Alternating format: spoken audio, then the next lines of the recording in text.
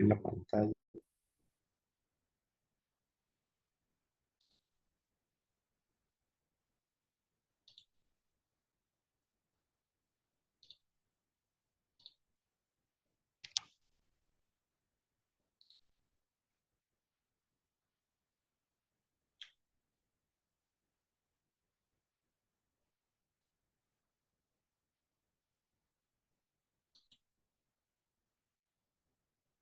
Parece.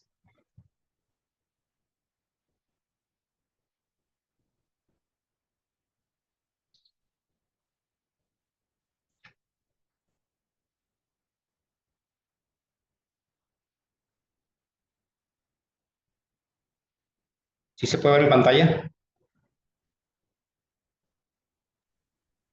Sí, médico, sí se ve. ¿Ya se ve? Porque aquí me parece que no.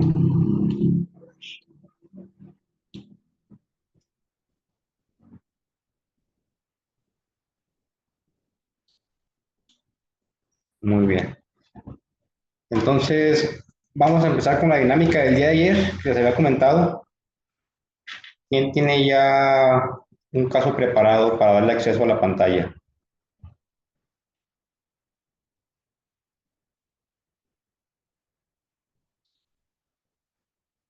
¿Alguien que quiera participar con un caso, con su radiografía, con alguna experiencia que tengan, que haya preparado su clase para el día de hoy?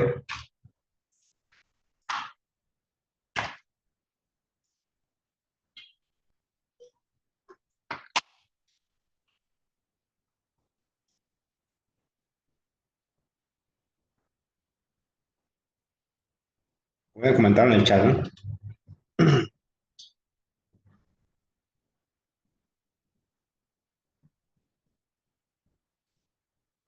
¿No hubo nadie? ¿Nadie organizó una clase para el día de hoy?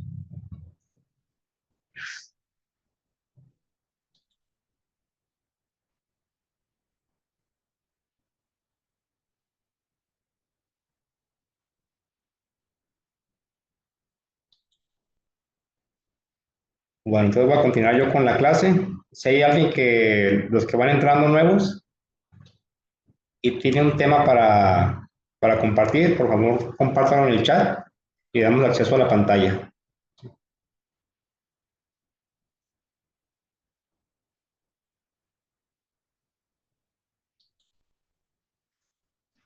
Bueno, aquí una duda de Antonio. ¿Cómo podemos saber cuando estamos comprometiendo la movilidad? ¿La movilidad de qué?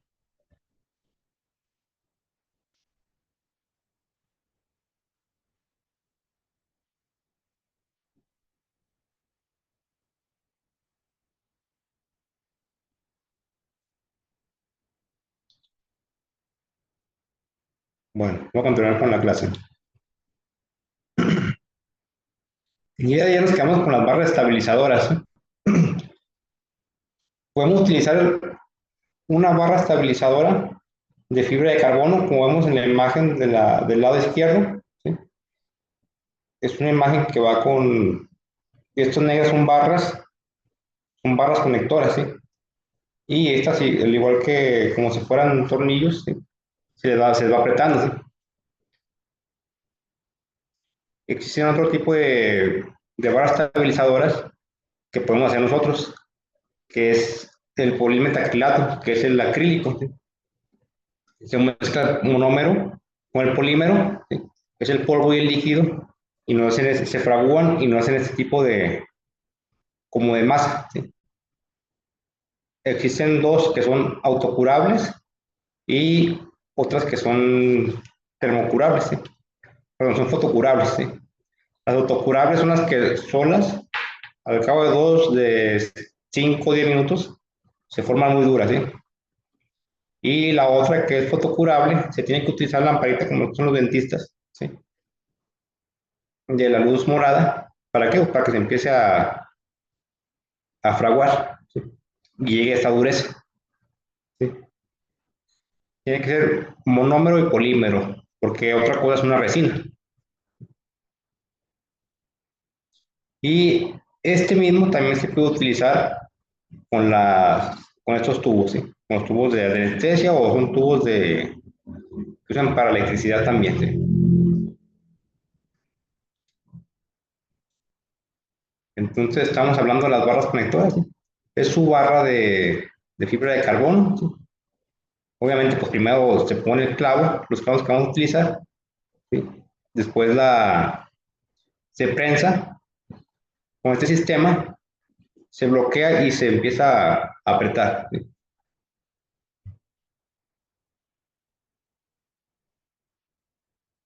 No sé por qué me aparece este cuadro. A ver, listo. Otro método más económico que utilizamos nosotros en veterinaria, bueno, la diferencia de ambos es que el costo es más elevado, ¿no? Y muchas veces son pacientes que operamos y si ya no vuelven al médico con el que van a retiro de implantes, pues se quedan con el aparato. ¿Sí? Y eso es lo que les comentaba. Esta es una manera más económica de hacer nuestras barras estabilizadoras. Este que vemos acá es el polvo, es el monómero, pero el polímero, y el líquido es el monómero. ¿Sí? Generalmente utilizo un riñón y una batalenguas para hacer la mezcla. ¿Sí? Primero pongo el polímero, ¿sí? Y después ya lo empiezo a mezclar con el monómero, poco a poco. Que no quede muy líquido ni tampoco muy, que no, bueno, que se mezcle muy bien, ¿sí? Pero que tampoco quede muy líquido, porque no se va a tardar mucho en llegar a una consistencia como plastilina. ¿Sí? Ya cuando llegue a esta consistencia como plastilina, significa que ya la puedo yo moldear para colocar en el aparato de fijación. Yo la empiezo a mover, mover, mover. Los que se dedican a esto recomiendan que no estarle moviendo, más que se haga bien la mezcla y dejarla que se empiece a fraguar poco a poco. ¿Cuándo sé cuando ya está lista esta masa? Porque yo la toco y no se pega en el guante. ¿Sí? Ya cuando no se pega en el guante, ya puedo hacer este tipo de molde, la puedo agarrar y la puedo empezar a moldear. ¿Sí? Algo también muy importante, debo de mojarme las manos con alcohol, clorexina o lo que tengan, cualquier líquido que tengan ahí, para que no se les peguen los guantes. ¿Sí? Y una vez que ya no se peguen los guantes, ya podemos hacer el molde que nosotros vamos a necesitar para conectarlo a nuestro aparato de fijación externa. ¿Sí? Otro punto muy importante es hacer la mezcla homogénea, ¿sí? No empezar a hacer pedacitos, porque radiográficamente vemos este tipo de formación que no es una formación estable. ¿Sí? Médico, disculpe que lo interrumpa. Sí. Comentan si sigue explicando la diapositiva 61 o ya avanzó a otras A ver, diapositivas. no, ya estoy avanzando, no es que no sé si no aparece. No, no avanza. O sea, A está en la ver, misma diapositiva en la 61 con la que inició. a ver, no sé si pueden hacerle ahí para. Es que me parece una pantalla que dice su función de compartir está en pausa. Le sugiero que deje de compartir y A nuevamente ver, vuelva a compartir, a ver si se soluciona el problema.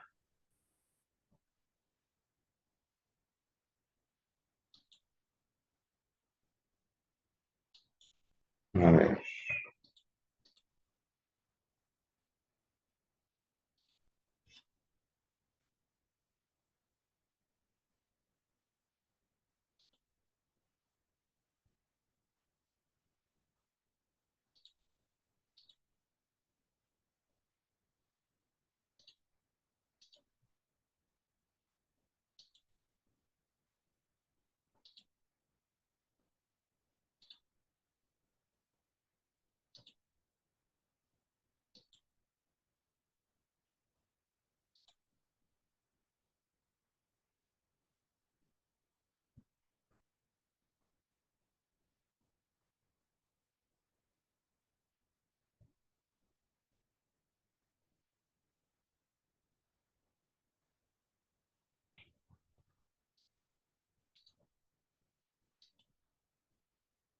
¿Ya se ve o no se ve?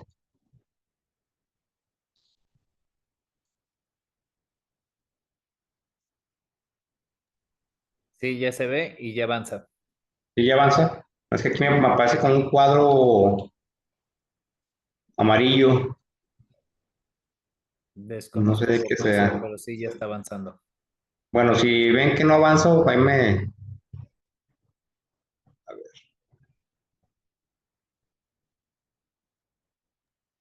Ahora está mostrando la 61. ¿Ya están cambiando? Sí, ¿Sí ya cambian? están Sí. cambiando. Muy bien, le voy a dar un poquito rápido para que vean las imágenes. ¿Sí? Esta es la barra conectora, ¿sí? Entonces consta de la fibra de carbono, ¿sí? Que es un material muy ligero y muy resistente. ¿Sí? Y esta va anclado pues, a los clavos. ¿Sí? Obviamente primero vamos a poner nuestros clavos, y una vez que tengamos nuestros clavos vamos a tener que poner nuestras anclas, ¿sí? A la barra conectora, ¿sí? También otra cosa importante que cada barrita, o bueno, cada tornillo de estos, hay unos que son para cuando es la barra, el clavo recto, ¿sí? Y otro cuando es de lado, ¿sí? Entonces, y aparte de esto, pues el costo, ¿no? Pero hay situaciones especiales en las que sí debemos utilizarlos, ¿no? Y otra cosa que podemos utilizar también es el monómero y el polímero, ¿sí? Que es más fácil de acceso. Pero generalmente yo los mezclo en un riñón pues, que ya no voy a utilizar porque esto se pega y queda muy feo y ya no sirve para otras cosas, ¿sí? Mezclo el polvo que es el polímero y después voy vaciando poco a poco el monómero, ¿sí? Y voy mezclando hasta que se haga una mezcla homogénea, ¿sí? Que no quede chiclosa, pero tampoco muy líquida, ¿sí? Que quede homogénea como se ve en la imagen. Y poco a poco se va endureciendo, ¿sí? Hasta cuando sé que ya está lista, cuando ya toco con el guante esta masa y ya no se pega en el guante, ¿sí? Pero antes de agarrar así como se ve en la imagen, es necesario mojarse la mano yo lo hago con alcohol, con el tamizador que tengo en el quirófano de alcohol. Me mojo la mano, ¿sí? Y yo ahora sí me pasan la masa y ya hago la figura que yo necesito para colocarlo en los implantes, ¿sí? La mezcla tiene que ser muy homogénea. ¿Para qué? Para que no me queden espacios muertos o me queden burbujas por dentro. ¿Por qué? Porque esto me va a comprometer la fijación, ¿sí? Si podemos ver la imagen del lado derecho, ¿sí? A ver, vamos a...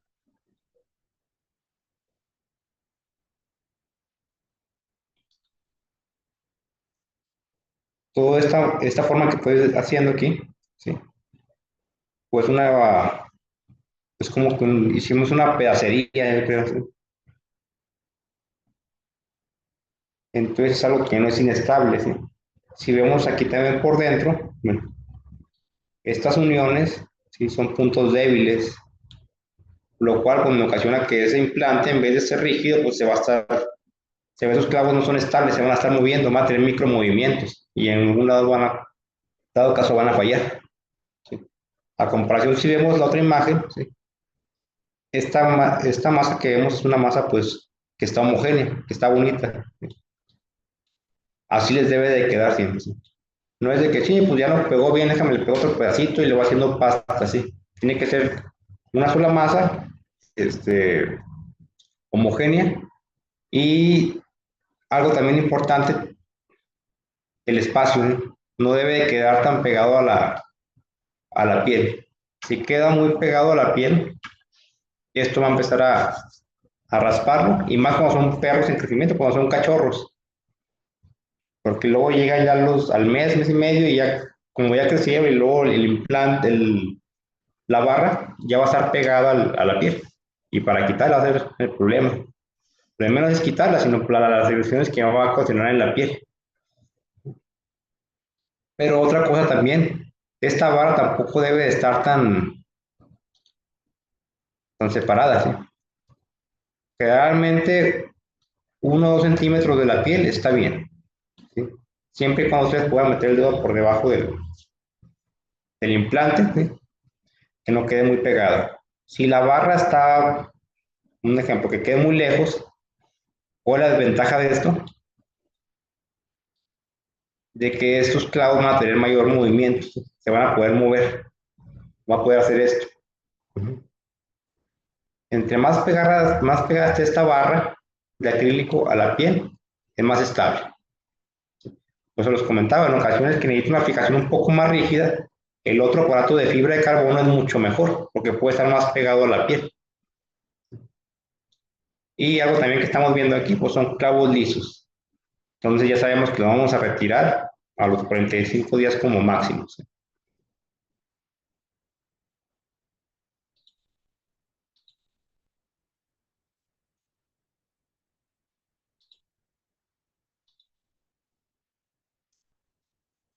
Lo que hemos comentado tiene menor estabilidad. ¿Sí?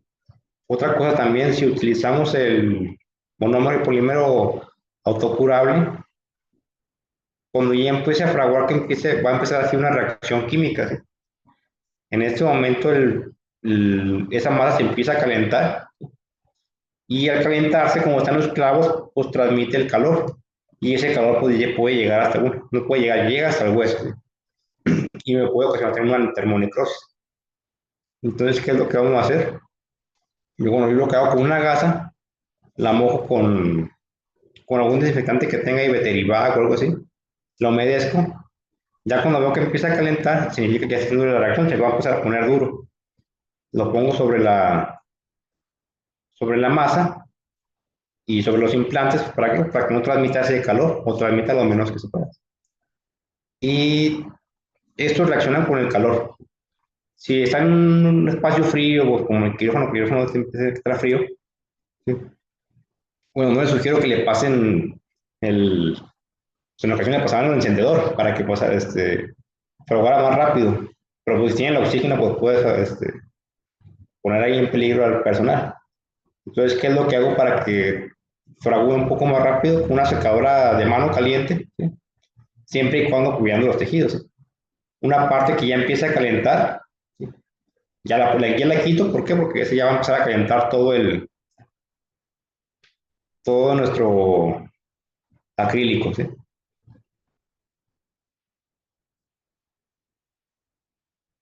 Esta para mí es la mejor manera de asegurarse de que no me queden espacios muertos ni que me queden burbujas. Utilizamos el tubo que usa para la anestesia, que ya no sirve, se puede utilizar. También pueden utilizar algo de ferretería, no sé cómo se llaman ese tipo de tubitos que usan para electricidad o algo así. Generalmente creo que los he visto que son naranjas. Si es transparente, pues mucho mejor. Se colocan como se ve en la imagen, mezclan el polímero con el monómero. Ahora sí que ese tiene que estar líquido, ¿sí? Lo vierten como se ve en la imagen, ¿sí? Y esto me garantiza que no va a quedar ningún espacio muerto. Es como si hicieran un castillo para las casas, cuando le ponen la madera y luego que le ponen el cemento, pues prácticamente lo mismo. Y así nos aseguramos que no quede ningún espacio muerto y se forme una barra sólida.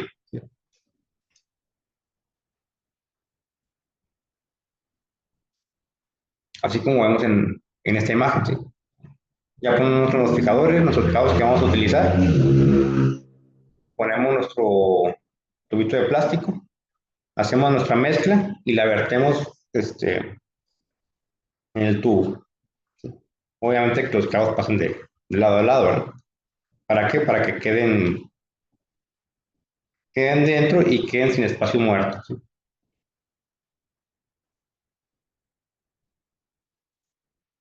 ¿Qué es esto? Pues yo me encontré con esto, bueno, más adelante vamos a ver las placas, pero estas son placas bloqueadas, ¿sí? Si alguien ya sabe de placas, sabe que una placa bloqueada se prensa con el tornillo y funciona como un fijador externo, ¿sí? Entonces, es una placa que va por fuera, ¿sí? Pero funciona como si fuera nuestra barra de fibra de carbono o de acrílico, ¿sí? Y el tornillo, bueno, el tornillo es un perno, que ese perno, la cabeza del perno, se prensa con la placa, ¿sí? Y la bloquea, ¿sí? Y entonces queda como una barra estabilizadora. ¿Pero qué? Pero queda por fuera, ¿sí? Entonces, en este estudio hicieron la comparación de la placa bloqueada con fijaciones perdón, externa, ¿sí? Para fracturas tibiales proximales, extraarticulares. Este fue un análisis que hicieron, ¿no? Bien, por ejemplo, esta es la placa y esta es la barra. Lo que les comentaba, la placa bloqueada, ¿sí? Tiene su característica de que la cabeza del tornillo se enrosca con la placa y al momento de apretarlo se bloquea y funciona como un fijador externo. Bueno, en este caso, en el experimento sí queda externo porque sí queda por fuera, pero podemos utilizarlo como fijador externo, pero interno, ¿sí? Más adelante vamos a ver eso. Entonces está haciendo esta función, la misma función que está haciendo nuestro aparato de fijación externa, ¿sí? Entonces, ¿cuál fue la conclusión? Que la fijación externa con placa bloqueada es más flexible que la fijación externa convencional y puede influir en la cicatrización ósea secundaria. O sea que pues, es mucho mejor nuestra barra, ¿sí? Si utilizar este tipo de placas como placa como fijador externo, ¿sí? Y pues para mí pues sería un fijador externo muy caro, ¿sí? Porque esas placas y esos pernos no son nada baratos. Mejor si voy a utilizar esto, lo voy a utilizar como fijación interna, ¿sí? Eso nomás lo puse como dato. Entonces, ahorita ya pasando a otro término, usaríamos el clavo intramedular como único fijador. Entonces, aquí ya tenemos una radiografía de un paciente felino, tiene una fractura distal de la tibia, ¿sí? Una fractura transversa de la tibia, tercio distal.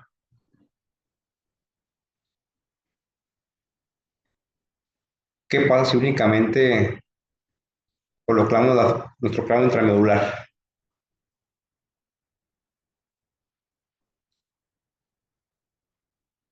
¿Cómo se llama ese movimiento, esa fuerza? Ayer lo estábamos viendo.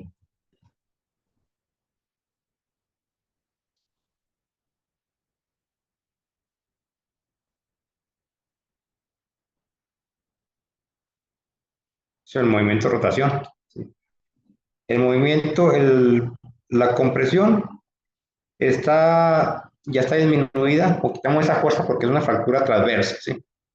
Entonces la compresión, pues ya la quitamos. La flexión también ya la hacemos, ya la quitamos, porque pues claro, no podemos doblar, bueno, no es que sea una fuerza muy fuerte, pues, se dobla, ¿verdad? Pero existe el movimiento de rotación, ¿sí? Entonces ahí nos falta cumplir una ley, ¿sí? Entonces un clavo intramedular nunca va a ser una única opción, ¿sí? Entonces, recuerden, para poder hacer una buena fijación o una parte de fijación, ya sea con clavo o con placa, nosotros tenemos que disminuir esas tres fuerzas de rotación, de compresión axial y de flexión, ¿sí? Y existe otra también que es la de tracción, pero es en fracturas por abulsión, que la habíamos visto, ¿sí? Entonces, en este caso, nuestro movimiento de rotación todavía existe, ¿sí? Entonces, ¿cómo llevamos a cero esa rotación? Colocamos un fijador externo, ¿sí? Con esta fijación externa ya evitamos el movimiento de rotación.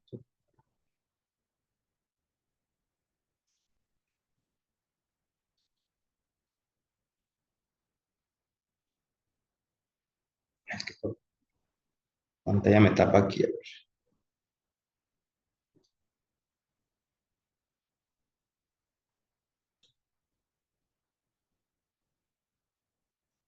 Bueno, esta es una tabla que también encontré en este libro, en este manual, en el cual hace una comparación de los diferentes métodos de fijación, ¿sí?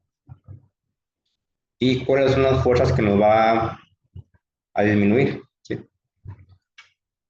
Por ejemplo, en el primero cuadro tenemos el clavo intramedular, entonces me disminuye muy bien, está bien, dos positivos es bueno, un aceptable y un negativo es malo. Entonces es el doblamiento, es la flexión, es muy bueno, es el clavo intramedular, pero por lo que estábamos viendo con el caso anterior, la rotación no está, ¿sí? Y la compresión axial tampoco está disminuida, bueno, depende del tipo de fractura, ¿sí? Y nuestra evolución pues tampoco, ¿sí? Entonces nunca puedo utilizar un clavo intramedular, ¿sí? Solo, ¿sí? Un clavo intramedular con cerclaje, nuestro movimiento de doblamiento o de flexión está disminuido, se va a estar disminuido por el clavo intramedular. De rotación, bueno, depende también del tipo de la fractura, ¿sí? Pero es aceptable. Sí, la compresión axial también es aceptable, pero la abulsión no. ¿Sí? Un puente bloqueado nos va a disminuir también el doblamiento, ¿sí? La rotación, bueno, también aceptable. La compresión axial, ¿sí? Pero no la abulsión. ¿Sí? Una placa con tornillos en el hueso, ¿sí? El doblamiento, pues, es bueno. La rotación también. La compresión axial, mucho mejor también. Y también la abulsión. Entonces, la placa con tornillos es una buena opción para disminuir toda nuestra fuerza. Todo depende también del tipo de fractura que vamos a tratar, ¿no? ¿Sí? Un fijador externo, miren, casi están a la par. Nuestro doblamiento va a estar aceptable, va a ser bueno. Nuestra rotación también. Compresión axial también. Y la abulsión, ¿sí? Están casi a la par la placa con el fijador, ¿sí? Y una banda de tensión únicamente me va a servir para fracturas con abulsión.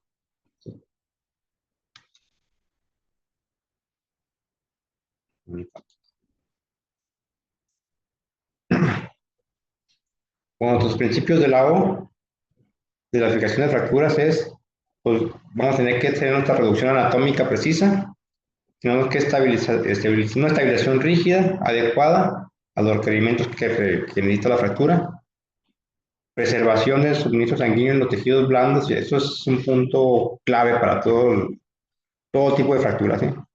La preservación del suministro sanguíneo de los tejidos blandos y del hueso. No porque vamos a abordar un hueso significa pues, que vamos a abordar como sea el músculo, que vamos a romper. Entre mejor tratemos nuestros tejidos blandos, entre mejor hagamos el abordaje correcto, entre menor invasión hagamos a poco fractura, entre menor manipulación hagamos, ¿sí? Entre menor tiempo de cirugía tengamos, ¿sí? Vamos a tener un éxito de cirugía. Así puedo ver una radiografía muy bonita con la placa, con los tornillos, pero si la cirugía fue, rompí todos los músculos, me llevé nervios, tardé 5 horas en cirugía, es una cirugía que va a fracasar, ¿sí? Entonces nosotros vamos a preservar esto, vamos a curar hueso, no vamos a curar radiografías. ¿Sí? Muchas veces vemos la radiografía después de la cirugía que se ve algo desplazada, se ve feo, se ve con los esquilas por todos lados, pero pues la ventaja que utilicé pues es que fue una mínima invasión, pero cumplí los principios y son pacientes que van muy bien. ¿Sí? A comparación de otras placas que llegan, que se ven muy bonitas y todo, y luego se infectan, luego se rompen las placas, no consolida, ¿por qué? Pues entraron, quitaron todo el callo óseo, bueno, pero quitaron todo el coágulo que estaba ahí formándose, no hicieron un buen manejo adecuado de los tejidos, por lo cual pues, va a fracasar esa cirugía. Y algo también muy importante, entre más pronto llegue la movilización, entre más pronto llegue la movilización, mucho mejor para el paciente, porque no únicamente es el hueso lo que vamos a tener que sanar, sino también el músculo, ¿sí? Es el aparato musculoesquelético. Así puedo tener el hueso muy bonito, consolidado y todo, pero si ese músculo ya no me sirve, pues ya no va a poder caminar el paciente, ¿sí? Entonces tiene que ir a la par la recuperación muscular con la recuperación ósea. Obviamente, pues la masa muscular en la primera etapa pues se va a disminuir un porcentaje, pero poco a poco tiene que ir ganando esa masa muscular de acuerdo a la fisioterapia, al ejercicio. Aquí vamos a entrar con el clavo intramedular. El clavo intramedular se utiliza únicamente en huesos largos y sin que lesione a ninguna articulación. Es algo muy importante esto, ¿sí? Tiene que existir canal medular. Se utilizan fracturas distales. Bueno, perdón, no se utilizan fracturas distales, por ejemplo, en las epífisis. Si tengo una fractura de epífisis, por ejemplo, estamos viendo ya la fractura Salter-Harris tipo 1, que es en cachorros, no puedo utilizarlo. ¿Por qué? Porque es un fragmento muy pequeño, ¿sí? Y además que me va a dañar en el crecimiento, ¿sí? Y una ventaja que puedo hacer, lo podemos utilizar con una partificación externa. Algo también que me preguntaban ahí las medidas, no debe exceder más del 2/3 del canal medular, ¿sí? Porque ese canal medular pues, tiene pues, médula, ¿sí? Si yo ocupo todo el canal medular, voy a cortar la irrigación. El hueso, aunque esté duro, el hueso sangra, el hueso tiene irrigación, ¿sí? Si yo comprometo esa irrigación, el hueso no va a sanar. El hueso sana parecido a las heridas, perdón, sí, bueno, a las heridas de piel. ¿Cuál es la diferencia? Que el hueso queda intacto, el hueso queda como nuevo. Si hace una herida en la piel, hace una cicatriz. Es un tejido fibroso que se vuelve a formar y queda por la cicatriz. A comparación del hueso, el hueso no cicatriza, el hueso consolida, ¿sí? Se hace primero una fibrosis y luego de ahí empiezan a llegar todo el calcio y todo el proceso de regeneración óseo, ¿sí? Osteocitos y empieza la remodelación ósea y al cabo de unos meses, años, el hueso queda como un, ¿sí? Aunque tenga un callo prominente, ese callo con los osteoclastos empiezas a hacer ese callo y empieza a remodelarse ese hueso, ¿sí? Y tenemos un hueso nuevo. Y algo también que está prohibido, pues utilizar el mandíbula, ¿sí? ¿Por qué? Porque la mandíbula no tiene un canal medular en sí. Y se puede utilizar en forma retrógrada, como en algunos casos. Ahorita vamos a poner de esa forma, ¿sí? La forma retrógrada significa que entramos por el foco de fractura, ¿sí? Sale el clavo y ahora sí lo volvemos a direccionar. ¿Por qué? Para garantizar que quede bien por el clavo, por el canal medular, ¿sí? Existe este aparato, bueno, es un poco más avanzado, es un arco en C, ¿sí? Podemos utilizar el clavo, sin utilizar esa forma retrógrada, pueden estar viendo al momento, ¿sí? Así como se ve en la imagen, cómo va avanzando el clavo, ¿sí? Ya pueden utilizarlo de cualquier forma, sin ni siquiera incidir, ¿sí? Todo depende del tipo de fractura. Luego que les comentaba, el clavo intramedular no puede estar en la mandíbula. ¿Por qué? Porque la mandíbula no es un canal medular, únicamente es un conducto en el cual tenemos venas, nervios y arterias, ¿sí? Y existen estas fuerzas de doblamiento, en la cual el clavo intramedular no me las va a minimizar. Además que me va a topar con el canino al momento de salir, vamos a tener una periodontitis, vamos a tener un problema después en los dientes, ¿sí? Sí, me ha tocado ver casos que usan clavo intramedular y como estamos tratando con pacientes, como pacientes caninos, pues muchas veces nos llegan perros braquicefálicos, mesocefálicos, cada cráneo es diferente, ¿sí? Entonces, si tiene una curva muy prominente, pues este clavo intramedular pues no va a poder hacer esa curva, ¿sí? Y no voy a tener nuestra fijación deseada. Algo que sí se puede utilizar en mandíbula es la fijación externa, nosotros vamos a ver un poquito más adelante, ¿sí? Y además, cada paciente, bueno, por ejemplo, los chihuahueños, los yorkies, tienen más diente que mandíbula, ¿sí? La raíz dentaria casi llega hacia la base de la mandíbula, por lo cual el clavo intramedular va a estar picando la raíz del diente, ¿sí? vamos a tener un problema más grave después al momento de quitar ese clavo y no va a consolidar esa fractura. Esta es una técnica de inserción que ya hemos comentado. En el B es la retrógrada, entra por el foco de fractura, ¿sí? Una vez ya que sale por la parte dorsal del fémur, ¿sí? Coloco el taladro nuevamente en la parte de arriba y pues así lo redirección, ¿sí? Y ya garantizo pues, que quede con el canal medular, ¿sí? Tiene que salir por la fosa trocantérica, ¿sí? Esa es una forma de colocar el clavo intramedular, ¿sí? En fémur, bueno, también en húmero también se puede utilizar la misma forma retrógrada, ¿sí? Pero ya si tiene un poco más de experiencia, puede ser normógrada, ¿sí? Puedo entrar por aquí arriba, por tubérculo mayor, ¿sí? Tubérculo de Gerner. Si es una fractura distal de fémur, tenemos que cerciorarnos que este clavo intramedular se inserte en el cóndilo medial, ¿sí? ¿Por qué? Porque si queda justo arriba del foramen supratronclear, ¿qué es lo que va a pasar? Va a ser una fractura inestable, que va a estar débil, ¿sí? No va a estar anclado, ¿sí? Al hueso esponjoso y entonces ese clavo va a tener mucho movimiento y va a salir, va a migrar, ¿sí? A comparación que cuando es una fractura proximal o en la parte media del húmero, ¿sí?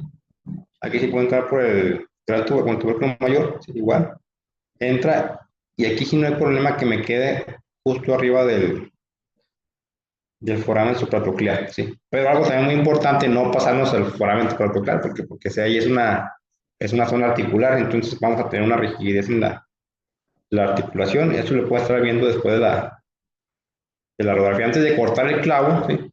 Y dejarlo al ras, ¿sí? Tomar una radiografía y ver que nuestro clavo se insertó en donde nosotros queríamos, ¿sí? Una vez que ya se insertó, ya puedo hacer el corte y ya cerrar, ¿sí? Y como que hemos comentado, pues este clavo intramedular no se va a quedar ahí solo, ¿no? Vamos a tener que utilizar o fijación externa o una placa.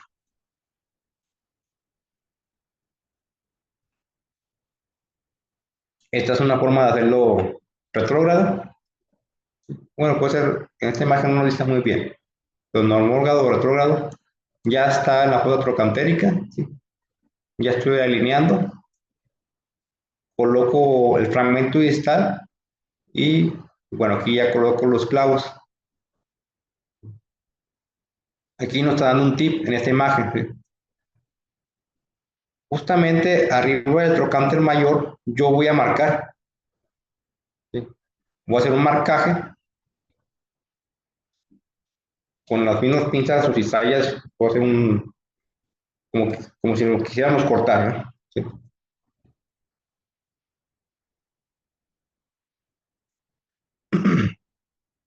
Lo saco un poco, casi termino el corte, ¿sí? Y una vez que pasa, lo vuelvo a insertar el clavo, una vez que pase el trocánter mayor, ¿sí? Hago un doblamiento, pues, y se parte el clavo. Bueno, se acaba de doblar y hago el corte y me aseguro que quede justamente debajo del trocánter mayor. ¿Qué es lo que pasa para que se inserten en el trocánter mayor? Los músculos glúteos, ¿sí? Y de esta forma ya no lastimo, no estoy lastimando el músculo glúteo ni la piel, porque con los que hemos colocado clavo intramedular, si lo dejamos muy a ras de la piel con el movimiento, ¿qué es lo que empieza a pasar? Justamente debajo de la piel está una capa de grasa, ¿sí? Entonces esa grasa se empieza a necrosar, ¿sí?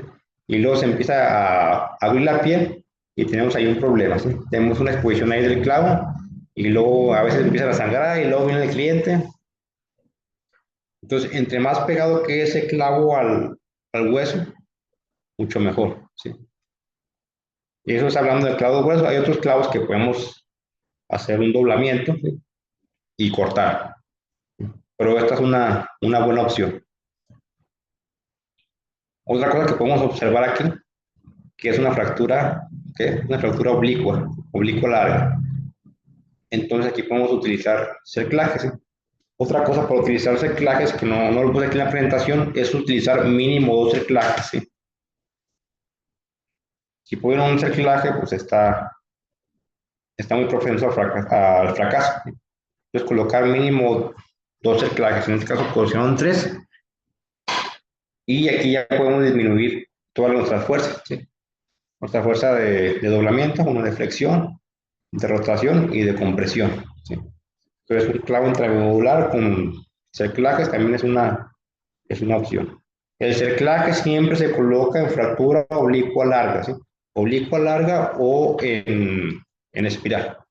Oblicua corta no se puede colocar.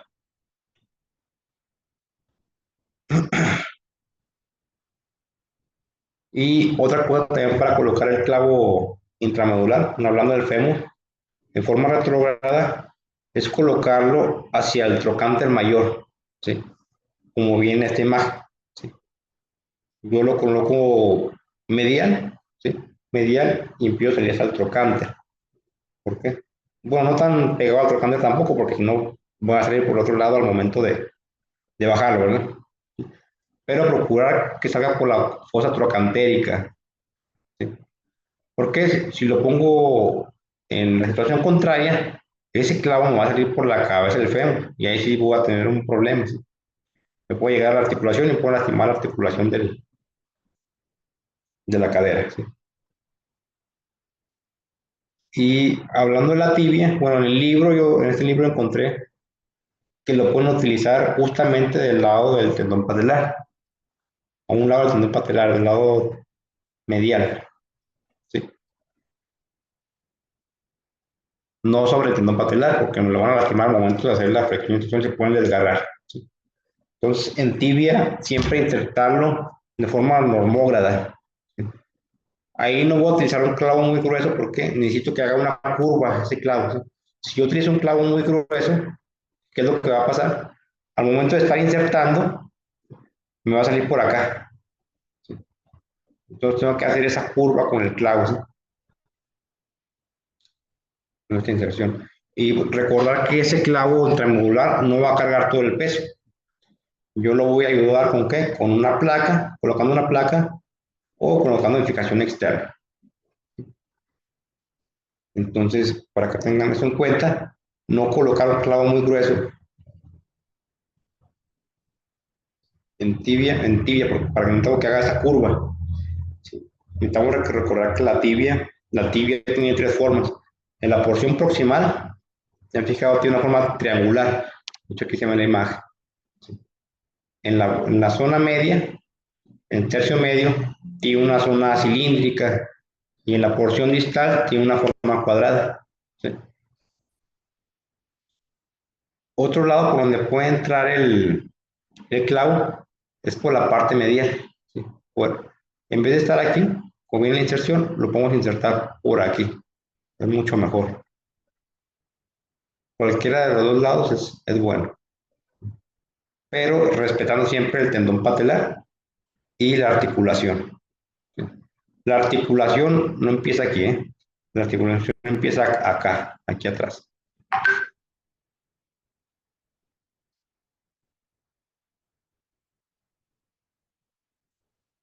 Esto es un problema que a lo mejor a muchos nos ha pasado, ¿sí? Todos los fémures son diferentes, ¿sí? Hay unos fémures que tienen un procurvato muy pronunciado y hay unos fémures muy rectos. Los fémures rectos son los preferidos porque la, podemos poner un clavo un poco más grueso, ¿sí? Sin que nos pase esto como la imagen B, ¿sí? Donde estamos poniendo el clavo se debe insertar, bueno, debe descansar en la porción distal del fémur, ¿sí? En el hueso esponjoso. Porque si yo hago esto, pues voy a empezar a lastimar la patela, ¿sí? Aunque se pasa.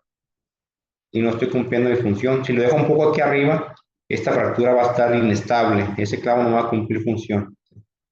Si hago esto, voy a dejar un gap, voy a dejar un espacio.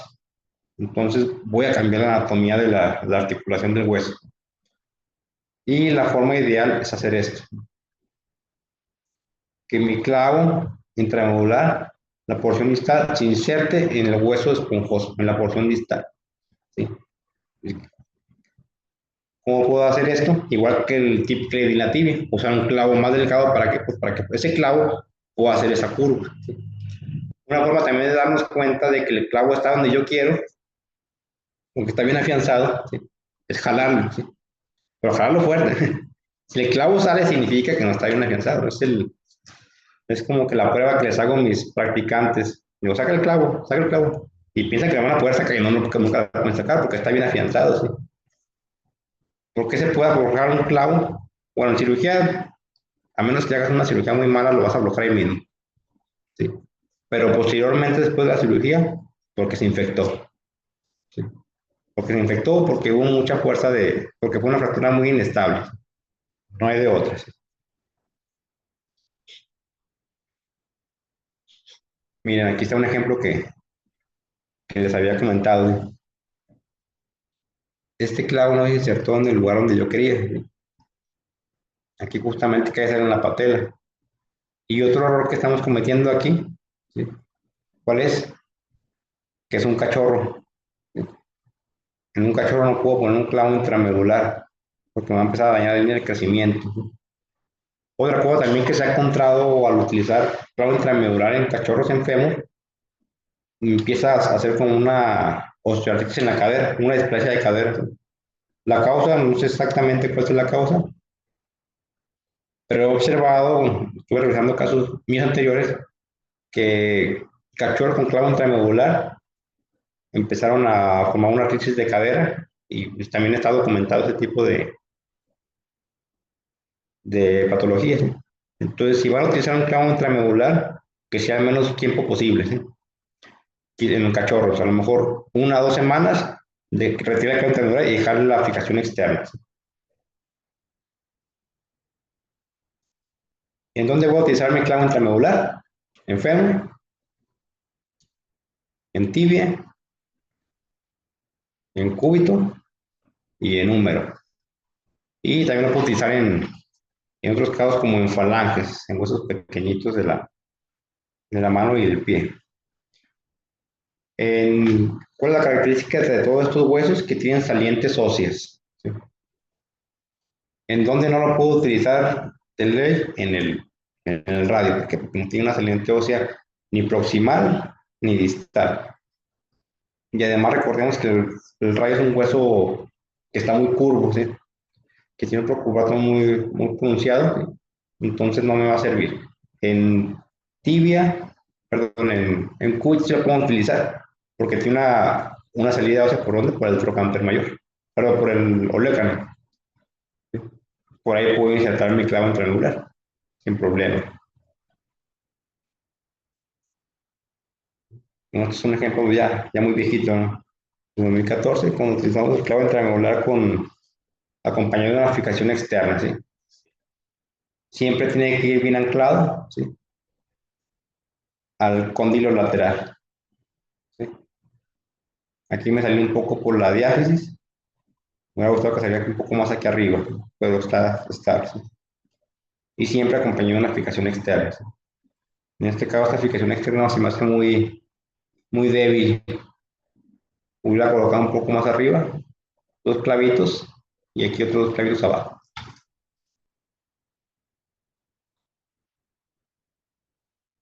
Este caso también es un fémur, como les había comentado, pues no utilizar únicamente un cerclaje, además que es un cerclaje muy pequeño. Estuvo bien también el cerclaje, pero mira, aquí va la fractura, una fractura como en espiral. Voy a hacer un calibre más grueso y 2 cerclajes, un clavo intramedular, sale por la sutura cantérica y aquí está nuestra fijación externa. El caso que habíamos comentado del gatito. En este caso, me hubiera gustado hacer un poco más de compresión. Yo creo que este gato ya lleva tiempo fracturado, ¿no? Con este problema. Siempre procurar que nuestras barras de acrílico queden como nosotros habíamos comentado, ¿no? En este caso, mira, aquí en esta parte parece que quedó muy pegada a la piel. Entonces, ¿qué va a pasar aquí? Porque me puede lacerar, me puede llegar a lacerar la piel. Pero en sí el acrílico se ve bien, no hay grumo, no hay nada aquí adentro, porque en ocasiones son pedacerías y quedan fijaciones inestables, ¿no? El clavo en la punta, faltó doblarlo. Este clavo en ocasiones puede llegar a conectar con la barra de acrílico también. Todo depende del tipo de fijación que quieran realizar.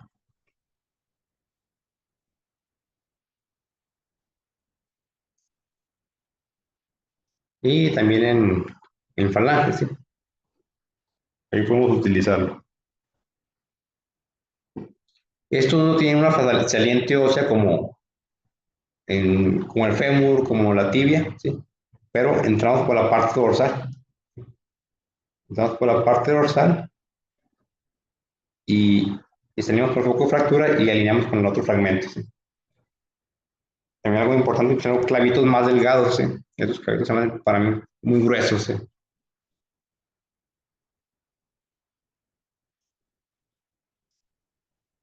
Bueno, nos quedan 5 minutos.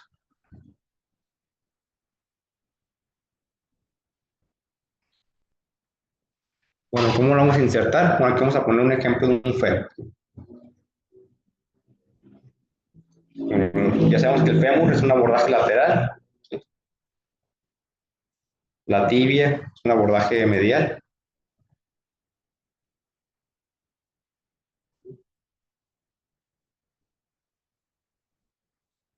Y justamente el abordaje del fémur es un abordaje muy fácil, al igual que la tibia medial. Bueno, hablando de la diáfisis, ¿sí? Justamente debajo de la piel, pues está la fascia lata y vamos a encontrar el bíceps femoral y el cuádriceps lo vamos a separar. Justamente ahí debajo vamos a encontrar el cuerpo del fémur, ¿sí? Es un paciente canino, inicia en otra cirugía, tiene 3 meses, motivo de consulta, lo rescatamos en un rancho y si yo veo es una fractura oblicuo larga en fémur.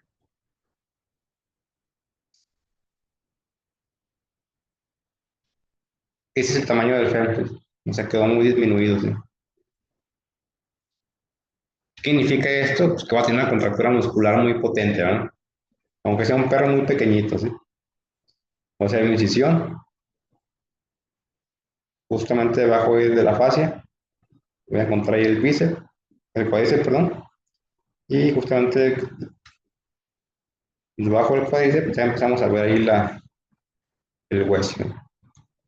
Y entramos, ahí encontramos esa fractura rara,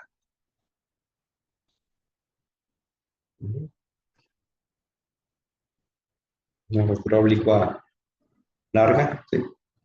Entonces, todo esto, no podemos cortar hueso y acomodarlo, ¿sí? Tenemos que llevarlo todo a su lugar, ¿sí?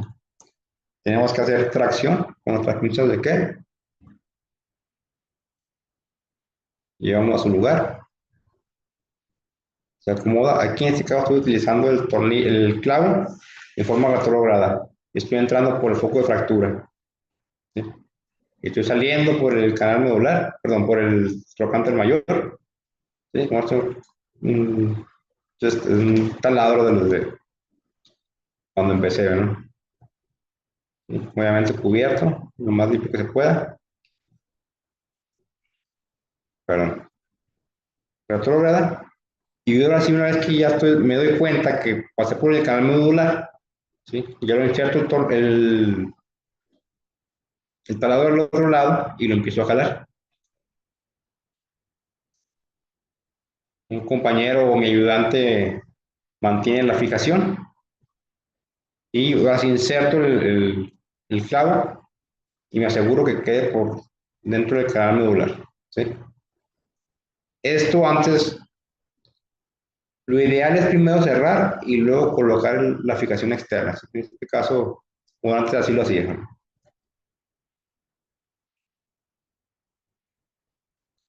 Fijación externa, suturo,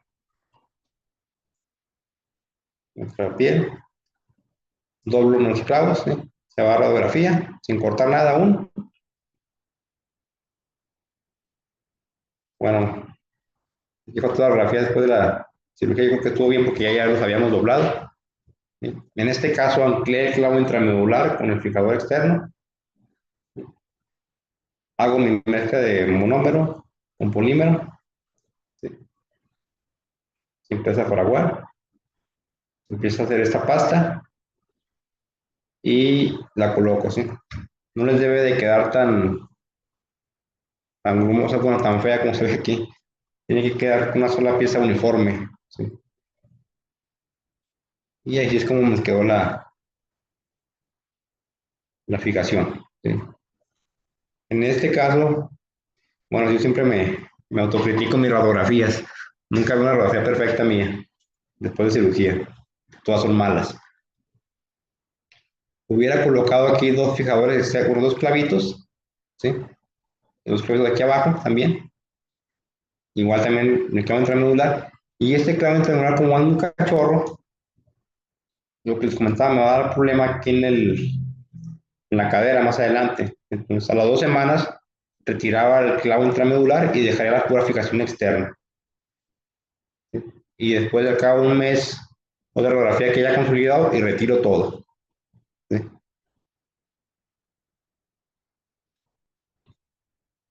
Y yo creo que es todo por hoy. ¿Tienen alguna pregunta?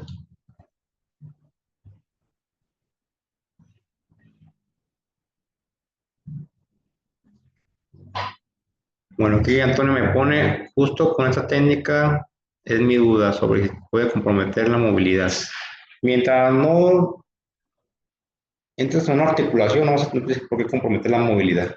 Después de la cirugía, si es un paciente a lo mejor que una semana con la fractura, ese músculo va a estar contracturado. Al momento que tú reacomodes, y va a estar muy desplazada. Si está muy desplazada y tú reacomodas en su lugar, ¿sí? Ese músculo se va a volver a tensar. Al momento de acabar la cirugía va a parecer que está todo rígido.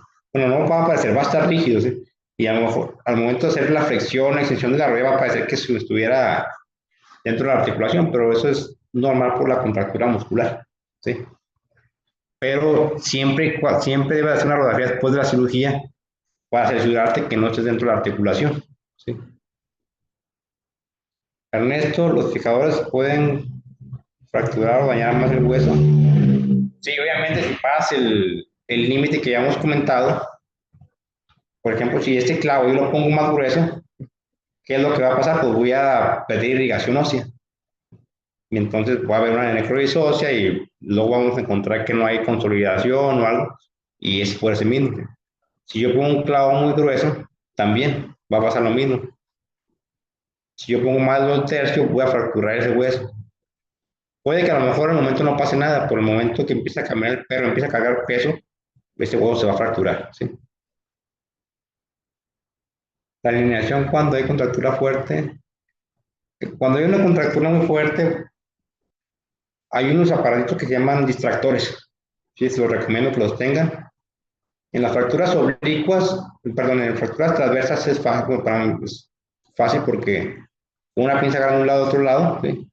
Los afrontan. Bueno, están así la fractura, ¿verdad? Agarran una pinza aquí, otra pinza acá, empiezan a distraer, hacen como esta forma y ya poco a poco lo empiezan a bajar, ¿sí? Y esta fractura ya la pueden colocar su placa o algo.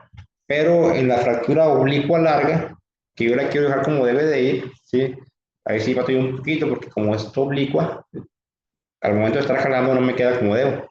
Entonces, ¿qué es lo que utilizo? Utilizo un aparato que se llama distractor, con un cóncavo arriba, con una fractura proximal distal, y empiezo a girar y se empieza a separar hasta el momento que yo quiero que llegue, ¿sí? ¿Cuánto es el tiempo máximo que se puede dejar un clavo intramedular en un cachorro? Bueno, el dato exacto no lo sé, pero yo te recomiendo 2 semanas, ¿sí? O si es muy cachorro de 2 meses, 3 meses, una semana. Una semana y dejar tu fijación externa. Bueno, en este caso hay un clavito de cada lado, proximal y distal. Yo te recomiendo siempre colocar dos proximales y dos distales, ¿sí? Siempre y cuando respetando la línea de crecimiento. ¿Sí?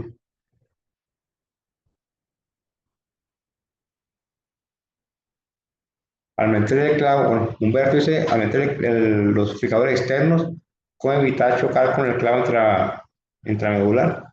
Generalmente se va a chocar siempre, ¿sí? Entonces vamos a utilizar clavos de menor calibre. Si tú pones un clavo del mismo calibre, no va a pasar, ¿sí? Va a topar. Entonces, clavos de menor calibre, ¿sí? Y pasan por un lado, ¿sí? José dice, en el caso de la colocación del clavo intramedular, se corta y cómo sacas después al mismo, se queda dentro del hueso. Se corta y cómo saca después el mismo, bueno, en ocasiones empieza a migrar. Después del mes y medio que cumple su función, empieza a salir el clavito, ¿sí? Realmente este clavo está anclado con el fijador externo, ¿sí? Entonces al momento de quitar este fijador externo, pues quedó también el clavo, ¿sí? Se corta y sale, ¿sí?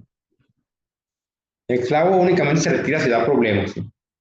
Si el clavo lo cortaste, por ejemplo, no sé, al ras del hueso, o lo doblaste aquí al ras del hueso, si a los al mes y medio, 2 meses, no te da problema, no empieza a haber alguna herida, secreción o algo, y déjenlo, ¿sí? Si ya les empieza a dar problemas o algo, hay que retirarlo, ¿sí?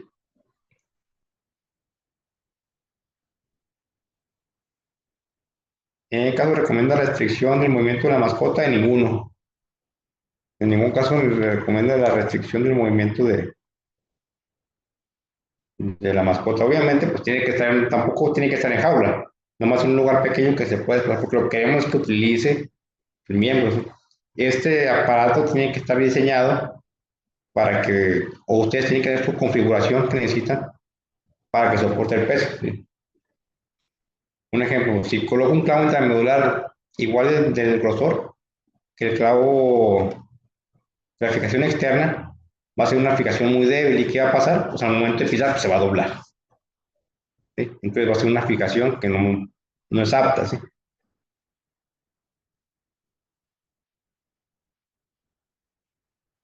¿Listo? ¿Alguna otra pregunta?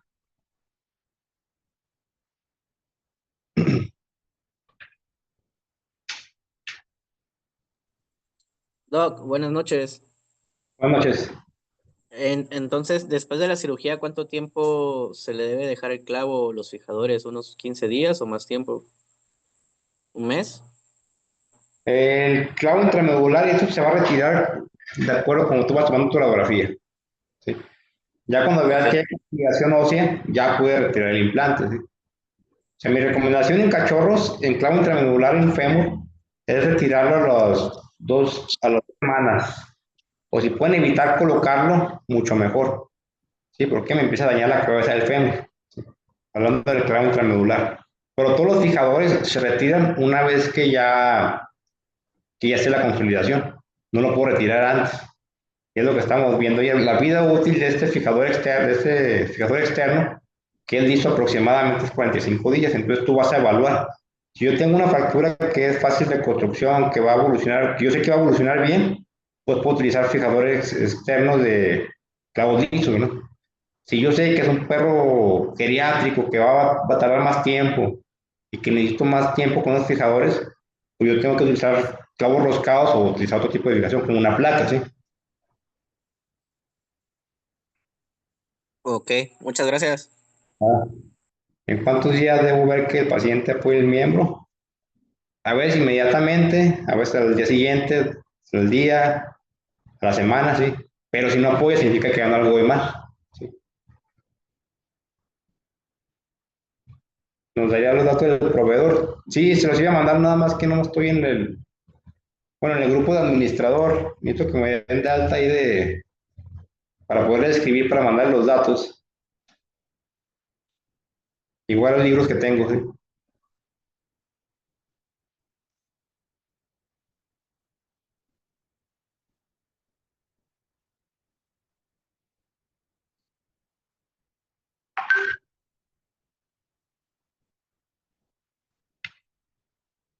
Muy bien.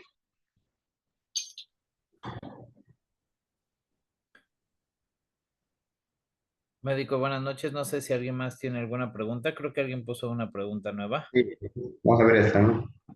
También puede aplicarse el claje en vez de fijador externo. El cerclaje, como se ha comentado, únicamente en fractura oblicua larga o en espiral. Si este tipo de fractura no se puede aplicar cerclaje, ¿no? Está prohibido. Entre menos lastimen el foco de fractura, mucho mejor. Entre menos implantes pongan aquí, mucho mejor.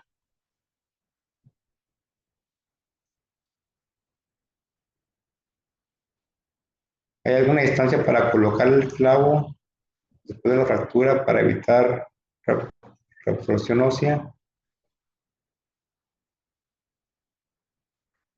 ¿Alguna distancia para colocar el clavo después de la fractura?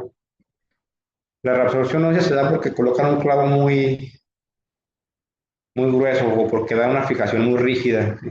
¿Qué es lo que pasa? Que el implante empieza a absorber todo la carga y el hueso deja de trabajar. Al momento de dejar de trabajar el hueso ya no empieza a haber más actividad ósea y empieza el momento de reabsorción. Esa fractura empieza a desaparecer. Entonces empieza a ver más grande la fractura. Entonces, ¿qué debemos hacer? Darle más movilidad o más dinamizar esa fractura. O si hiciste una mala cirugía, pones el clavo muy grueso. Por ejemplo, si pones este clavo intermedular, lo pones muy grueso, ¿qué es lo que va a pasar? Pues vas a matar aquí el canal intermedular o vas a tener una falla del clavo intermedular. ¿Por qué? Porque no va a tener irrigación y vamos a empezar a hacer una reabsorción ósea. ¿Sí?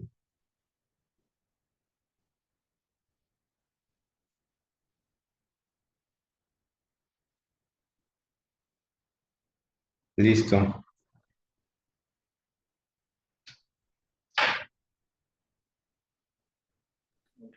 Ok, médico, pues damos por terminada la clase de hoy. Parece que ya no hay más preguntas. Ya nos veríamos el día de mañana, misma hora. Muchas gracias. Venga, hasta luego, hasta mañana.